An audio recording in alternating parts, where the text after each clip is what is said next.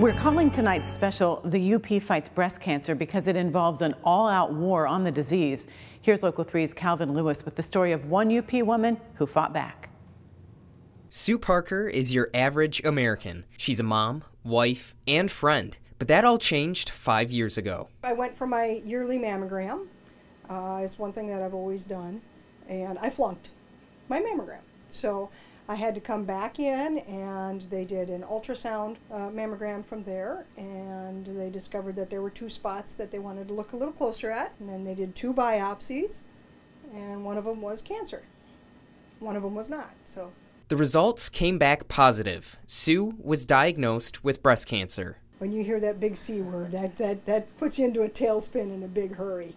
But I've known other people that have gone through the same thing that I have. Some worse than me. I was lucky. I got through it fairly easy.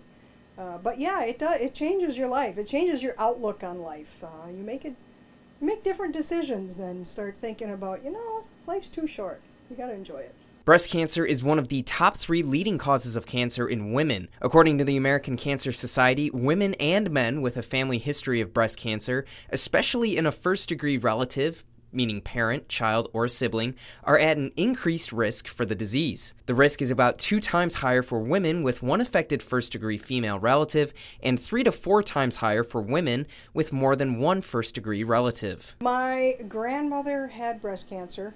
Onset for her was, I think she was about 70 when she had hers, and she had a partial mastectomy. She had one side taken off.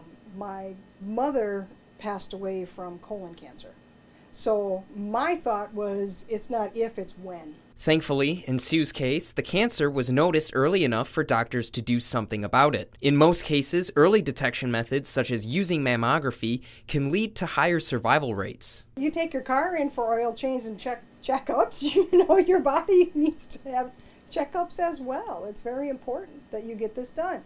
It's a non-invasive. It's not, maybe it's a little uncomfortable, but for goodness sakes, it can really save the quality of your life. And it saved Sue. She's been cancer-free for 5 years. It's even changed her outlook on life. It's a matter of having kids, for one. I mean, my daughter was graduating. My son was still a freshman in high school. So I had to stop and think. It's like, this opens up your eyes and says, hey, yoo-hoo. There's an end game here, something, could happen. But, I just looked at it and I said, life's too short now. I'm going to make sure that we take the time and we do what we want to do, because it's just too short. You've got to have fun. How a person looks on the outside can have a pretty big impact on how they feel on the inside. But one group in Marquette is working closely to help give back to women who've lost a lot of who they are. Local 3's Molly Hollebeek tells us more. The hair salon is a common stop for most women. And speaking for ladies all over the world, it's a way to boost your confidence and make you feel beautiful. And here at the Beacon House Wig Salon, stylists are also giving patients undergoing chemotherapy or other medical treatments that might cause hair loss the opportunity to do the same. Right off, I was told, because of the chemotherapy that I was going to be given, that I would lose my hair in 14 days. And in 14 days, it started falling out. With hundreds of donated wigs, handmade scarves, and passionate volunteers, the Wig Salon helps make hair loss from cancer treatment a little easier to get through.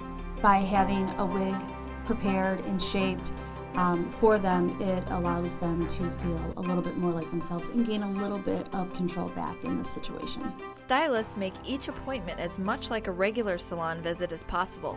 And though appointments are private, most women like to seek a second opinion. So we always encourage our patients when they come in to be fit for a wig to bring a family member or a close friend that can give their input and also, of course, have the support. It's a salon. You're sitting in a regular chair. I brought my friend Jill with me, so she was able to give me feedback on the different styles. We actually joked around and looked at a couple and we're like, oh, I should try, something completely different. And there's no doubt that love is in the hair at the Wig Salon.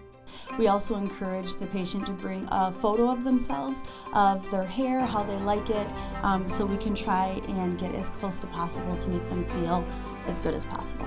So right away, that stylist was all about making sure I walked out of here feeling good and feeling like I was ready for what I was going to face. Patients aren't charged for salon services, though donations are encouraged.